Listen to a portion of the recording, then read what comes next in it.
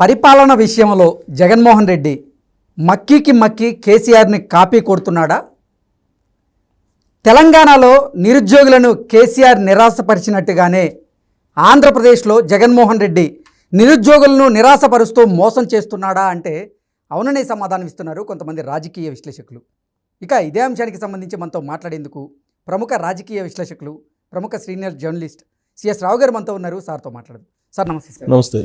Sir, పరిపాలన విషయంలో జగన్మోహన్ రెడ్డి మక్కీకి మక్కి కేసీఆర్ని కాపీ కొడుతున్నారని, కేసీఆర్ గారు తెలంగాణలో నిరుద్యోగులను ఏ రకంగా మోసం చేశారో, ఏ రకంగా నిరుత్సాహపరిచారో సేమ్ అలాగే ఆంధ్రప్రదేశ్లో జగన్మోహన్ రెడ్డి కూడా నిరుద్యోగులను నిరాశపరుస్తూ వాళ్ళకి వెన్నుపోటు పొడిచాడు అంటూ కూడా ఒక వార్త ఇప్పుడు సోషల్ మీడియాలో చక్కర్లు కొడుతూ ఉంది. ఏంటి సార్ అసలు ఈ గ్రూప్ 1 మెయిన్స్ రద్దు విషయంలోనే ఇటువంటి వార్తలు వచ్చాయా అంటే ఏం చెప్తారు? సో రెండు రాష్ట్రాలకి రాజకీయపరమైనటువంటి కంపారిజన్ చేయడంతో పాటు ఎన్నికల ముందు తెలంగాణలో ఏ విధమైనటువంటి పరిణామాలను మనం చూసామో అలాంటి పరిణామాలే ఇప్పుడు ఆంధ్రప్రదేశ్లో కూడా కనిపిస్తున్నాయి. ప్రత్యేకించి తెలంగాణలో ఎన్నికల ముందు బాగా రాజకీయంగా ఒక అస్త్రంగా ప్రత్యర్థులకి ఉపయోగపడిన అంశం ఏంటంటే paper leakage. Paper leakage group 1, group 2 ఇవన్నీ కూడా లీకేజ్ కావటం, దాని మీద సిట్ వేయటం, ఆ సిట్కి సంబంధించినటువంటి వివరాలు బయటికి రావటం, టీఎస్పీఎస్సీ చేసినటువంటి అవకతవకలు అవన్నీ బయట రావటం, తర్వాత ఎగ్జామ్ క్యాన్సిల్ కావటం, ఇవన్నీ కూడా దాదాపు 30 లక్షల మంది యువతలో అన్రెస్ట్ని క్రియేట్ చేసింది తెలంగాణలో. సేమ్ ఇలాంటిదే ఆంధ్రప్రదేశ్లో కనిపిస్తుంది. షెడ్యూల్ రాకముందు తెలంగాణలో కూడా ఇదే జరిగింది. సేమ్ ఇప్పుడు షెడ్యూల్ రావడానికి ముందు ఆంధ్రప్రదేశ్లో కూడా గ్రూప్ 1కు సంబంధించినటువంటి పరీక్షను రద్దు చేస్తూ సంచలనమైనటువంటి తీర్పును హైకోర్టు ఇచ్చింది. అవును. సో ఎందుకు ఇచ్చిందంటే దాదాపు 49,000 ఓఎంఆర్ షీట్స్ని మార్చేశారు అని చెప్పి దాంట్లో మెన్షన్ చేసింది ఆర్డర్లో హైకోర్టు.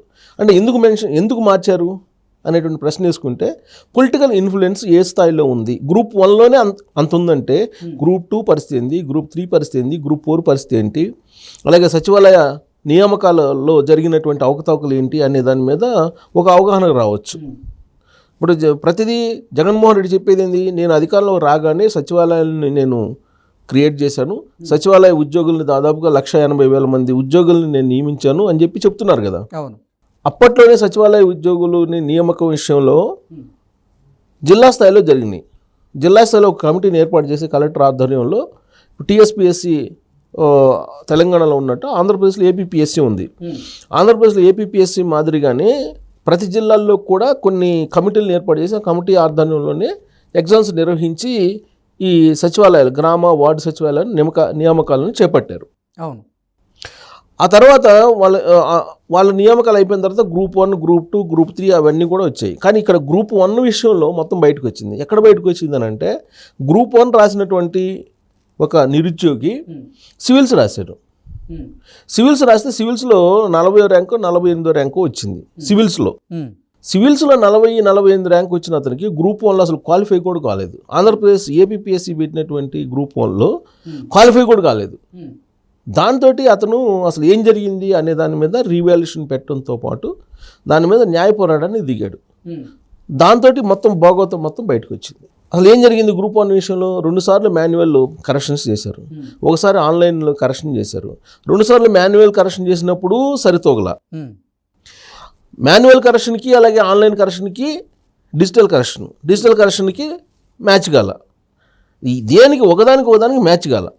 ఇది ఆధారాలతో సహా ప్రొడ్యూస్ చేశారు కోర్టుకి. దాంతో కోర్టు పరిశీలించి గ్రూప్ 1 మొత్తం రద్దు చేస్తూ ఒక నిర్ణయం తీసుకుంది. గ్రూప్ 1 ఎప్పుడో 2022లో రిజల్ట్ వచ్చినాయి. పెట్టింది నోటిఫికేషన్ ఇచ్చింది ఎప్పుడు 2018. ఎగ్జామ్స్ పెట్టింది ఎప్పుడు 2022 ప్రాంతాన్ని పెట్టారు. 22ను ఫైనల్ చేశారు. సో నియామకాలు అయిపోయి ఉద్యోగాలు కూడా చేస్తున్నారు. ఇప్పుడు వాళ్ళ పరిస్థితి ఏంటి? ఇప్పుడు ఆర్డీఓలుగా ఉన్నారు. గ్రూప్ 1 అంటే ఆర్డీఓలే కదా, ఆర్డీఓ స్థాయి క్యాడరు. సో వాళ్ళు ఇప్పుడు డ్యూటీలో ఉన్నారు. ఇప్పుడు వాళ్ళ ఉద్యోగాలు ఉన్నట్టే కదా సార్. అంటే అసలు ఆ మెయిన్సే రద్దయినప్పుడు వాళ్ళ ఉద్యోగాలు కూడా ఉన్నట్టే కదా. మెయిన్స్ రద్దయినప్పుడు ఉద్యోగాలు ఉన్నట్టే, కానీ సర్వీస్ రూల్స్ ఉంటాయి కదా. మళ్ళీ ఇప్పుడు ఇండియన్ కాన్స్టిట్యూషన్ లేదా ఇండియన్ చట్టంలో ప్రతిదానికి ఒక లూప్ హోల్ ఉంటుంది. ఇప్పుడు వాళ్ళ సర్వీస్ రూల్స్ ప్రకారం వాళ్ళు ఎంప్లాయీస్ కాబట్టి సర్వీస్ రూల్స్ వాళ్ళకి వర్తింపజేయాలి. అంటే వాళ్ళు 1.5 year కదా సార్ చేసింది. 1.5 ఇయరే. కానీ ప్రొఫెషనరీ పీరియడ్ అయిపోయిన తర్వాత కూడా మళ్ళీ నియామకాలు చేపట్టారుగా. ఓకే. ప్రొఫెషనరీ పీరియడ్ అయిపోయి సచివాలయ ఉద్యోగులకు కూడా చాలామందికి ఏఈలుగా అపాయింట్ అయినటువంటి వాళ్ళకి ప్రొఫెషనరీ పీరియడ్ అయిన తర్వాత ఒక ఎగ్జామ్ పెట్టి వాళ్ళని అపాయింట్ చేశారు. ఇప్పుడు ఈ గ్రూప్ 1కి వచ్చేటప్పటికి ఇప్పుడు అయితే ఒకటేంటంటే ఇక్కడ ఉద్యోగాలు ఉంటాయా ఊడతాయి అని అంటే ఉద్యోగాలు చేసేవాళ్ళు ఏంటంటే మా ఉద్యోగాలు ఎక్కడికి పోవు ఊడవు ఎందుకంటే మాకు సర్వీస్ రూల్స్ వర్తిస్తాయి కాబట్టి అని చెప్పి. కానీ వాళ్ళ అర్హత లేదు కదా సార్, వాళ్ళకి అసలు ఉద్యోగం చేసే అర్హత లేదు కదా వాళ్ళకి. ఉద్యోగం చేసే అర్హత లేదు. కానీ ఇప్పుడు ఏమైంది, ఇప్పుడు కోర్టు ఇచ్చింది, హైకోర్టు ఇచ్చింది, హైకోర్టు రద్దు చేసింది, గ్రూప్ 1 ఎగ్జామ్స్ని రద్దు చేసింది, గ్రూప్ 1 నియామకాలు చెల్లవు అని చెప్పేసింది. దాన్ని సవాల్ చేస్తూ ఏం చేస్తారు, ఏపీపీఎస్సీ సుప్రీంకోర్టుకి వెళ్తారు. సుప్రీంకోర్టుకి వెళ్తే సుప్రీంకోర్టు ఆమోదించినప్పుడు కదా ఈ మొత్తం వ్యవహారం వచ్చేది. ప్రతిదానికి ఒక ఉంటుంది కదా, ఇండియన్ కాన్స్టిట్యూషన్ ఇండియన్ లాలో దాన్ని కంటిన్యూ చేయొచ్చు. కంటిన్యూ చేసి ఇప్పుడు వాళ్ళు అలానే కంటిన్యూ అవుతారు కదా. ఇప్పుడు సర్వీస్లో ఉన్న వాళ్ళు కంటిన్యూ అవుతారు. అందుకే వాళ్ళు హ్యాపీగా పదిలంగా ఉన్నారు. దీన్ని కూడా రాజకీయంగా ఉపయోగించుకోవడానికి జగన్మోహన్ రెడ్డి ప్రయత్నం చేస్తున్నాడు.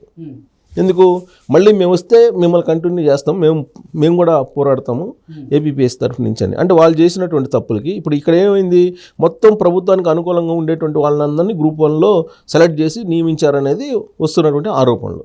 49,000 ఓఎంఆర్ షీట్లు మారినాయి అంటే ఏ స్థాయిలో అవకతవకలు అక్రమాలు జరిగి ఉంటాయి అనేది మనం ప్రత్యేకంగా చెప్పవసరం లేదు. ఆంధ్రప్రదేశ్ ప్రభుత్వం మీద 2019 నుంచి ఇప్పటి వరకు జరిగినటువంటి ఎగ్జామ్స్లో ఏది కూడా సక్రమంగా జరగలేదు అని చెప్పి బయట జరుగుతున్నటువంటి ప్రచారానికి ఒక ఆమోద ముద్ర వేస్తూ హైకోర్టు ఒక తీర్పు ఇచ్చేసింది. గ్రూప్ 1 విషయంలో తీర్పు ఇచ్చింది కాబట్టి మిగతాయి కూడా ఇలానే జరుగుంటాయి అనే దానికి అప్పుడనే సచివాలయ ఉద్యోగుల నియామకాల విషయంలో అనేక ఆరోపణలు వచ్చాయి. వైసీపీకి సంబంధించినటువంటి లీడర్ల పిల్లలు, వాళ్ళకి సంబంధించినటువంటి బంధువులు వీళ్ళే అక్కడ అపాయింట్ అయ్యారు చాలామంది అని చెప్పి అప్పట్లోనే వచ్చాయి. అలాగే గ్రూప్ 1 గ్రూప్ 2లో కూడా అదే జరిగిందని చెప్పి వచ్చింది. సో గ్రూప్ 1లో అదే జరిగిందని చెప్పి హైకోర్టు చెప్పేసింది. సేమ్ ఇలాంటి ప్రచారం లేదంటే ఇలాంటి అవకతవకలు అక్రమాలు తెలంగాణలో కూడా అసెంబ్లీ ఎన్నికల ముందు బయటకు వచ్చాయి. ఓకే. సో నిరుద్యోగులు మొత్తం సఫర్ అయ్యారు. ఇప్పుడు ఆంధ్రప్రదేశ్లో ఉండేటువంటి నిరుద్యోగులు సఫర్ అవుతున్నారు. ఇప్పుడు ఇక్కడ ఒకసారి అనుమానం వచ్చిన తర్వాత అనుమానం పెనుభూతం అంటారు. నెక్స్ట్ ఎగ్జామ్స్ పెట్టడానికి కూడా అర్హత లేదు ఇప్పుడు ఉన్నటువంటి ప్రభుత్వానికి. నమ్మరు, పెట్టినా కానీ నమ్మరు. ఒకవేళ పెట్టినా కానీ అదేదో మనకు వచ్చేటువంటి ఉద్యోగాలు కాదులే, అది రికమెండేషన్ తోటి పోయేటువంటి ఉద్యోగాలు అనేటువంటి అభిప్రాయంతో యూత్ ఉంటుంది. సో కాబట్టి ఇప్పుడు కొన్ని లక్షల మంది నిరుద్యోగులు ఈ ఎగ్జామ్స్ రద్దు చేసినందు కారణంగా ఆ ప్రభుత్వం మీద అపనమ్మకం ఏర్పడింది. సో జగన్మోహన్ రెడ్డి ప్రభుత్వాన్ని నమ్మనటువంటి పరిస్థితి, ప్రత్యేకించి యూత్. ఇప్పుడు ఇక్కడ 30 లక్షల మంది తెలంగాణలో ఏ విధంగా అయితే నష్టపోయారో అక్కడ కూడా అదే స్థాయిలో నష్టపోయి ఉంటారు. ప్లస్ అపనమ్మకం కలిగి ఉంటుంది. వాళ్ళందరూ రాబోయేటువంటి రోజుల్లో ఖచ్చితంగా జగన్మోహన్ రెడ్డి ప్రభుత్వానికి వ్యతిరేకంగా ఖచ్చితంగా డెసిషన్ తీసుకుంటారు. డెసిషన్ తీసుకునే అవకాశం ఉంది. సో తెలంగాణలో ఏ విధంగా అయితే మనం రిజల్ట్స్ చూసామో ఈ పేపర్ లీకేజీల తర్వాత, ఆంధ్రప్రదేశ్లో కూడా అదే రిజల్ట్ని చూడబోతున్నామా అనేటువంటి ఒక అభిప్రాయం కలగక మానదు.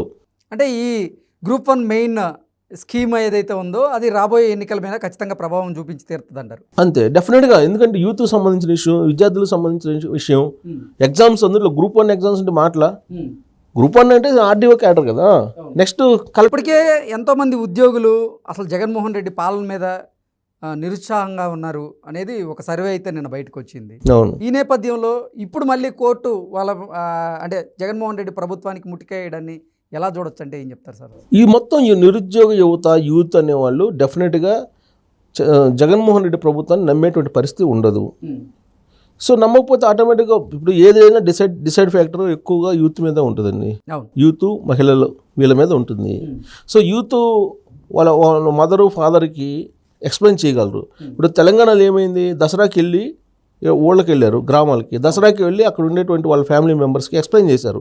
కేసీఆర్ ఇలా చేశారు, కేసీఆర్ వల్ల మనం ఇంత నష్టపోయాం అనేది ఎక్స్ప్లెయిన్ చేశారు. ఆ తర్వాత మార్పు వచ్చింది. అంటే అప్పటి వరకు నిరుద్యోగులు ఏం చేస్తారులే, నిరుద్యోగులు ఏం చేయగలరులే అనుకుని భావించినటువంటి పార్టీ అధినేతలు కూడా ఆ తర్వాత వాళ్ళ తీరు మార్చుకున్నారు. మార్చుకొని కేటీఆర్ కూడా వెళ్ళి నిరుద్యోగుల దగ్గర కింద కూర్చొని మాట్లాడాడు కదా. సో అలానే ఇప్పుడు జగన్మోహన్ రెడ్డికి కూడా సేమ్ అలాంటి పరిస్థితిని ఆయన కూడా ఎదుర్కోవాల్సి వస్తుందని చెప్పి చెప్పడంలో ఎలాంటి సందేహం అయితే లేదు. Okay sir, thank you.